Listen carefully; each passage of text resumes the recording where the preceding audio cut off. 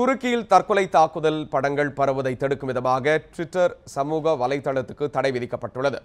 துருக்கியின் தென்கிழக்கு எல்லைப் பகுதியில் உள்ள சுரக நகரம் சிரியா நாட்டில் எல்லைப் பகுதியில் அமைந்துள்ளது. குர்திஸ் மக்கள் அதிகம் வசிக்கும் அந்நகரில் கடந்த 19ஆம் தேதி மக்கள் நடமாட்டம் அதிகமுள்ள பகுதியில் குண்டுவெடிப்பில் சம்பவ இடத்திலே 32 பேர் கொல்லப்பட்டனர். 100க்கும் மேற்பட்டோர் படுகாயமடைந்தனர். IS தீவிரவாதிகள் இந்த குண்டுவெடிப்பை நிகழ்த்தியது உறுதி செய்யப்பட்டுள்ளது. இந்நிலையில் குண்டுவெடிப்பில் கொல்லப்பட்டவர்கள் மற்றும் படுகாயமடைந்தவர்களின் படங்கள் சமூக வலைதளமான ட்விட்டரில் வேகமாக பரவத் தொடங்கியது. இந்த படங்களை பார்த்த அந்நாட்டு மக்கள் IS தீவிரவாதிகள் மீது நடவடிக்கை எடுக்கும்படி போராட்டத்தில் ஈடுபட ஆரம்பித்தனர். பெரிய அளவிலான போராட்டங்களுக்கும் அழைப்பு விடுத்தனர். இதனையடுத்து உள்ளூர் நீதிமன்ற உத்தரவின்படி ட்விட்டர் சமூக வலைதளத்திற்கு தற்காலிகமாக தடை விதிக்கப்பட்டுள்ளது. ஆட்சேபகரமான படங்களை நீக்கிய பிறகு ட்விட்டருக்கு விதிக்கப்பட்ட தடை விரைவில் நீக்கப்படும் என துருக்கி அதிகாரிகள் தெரிவித்துள்ளனர்.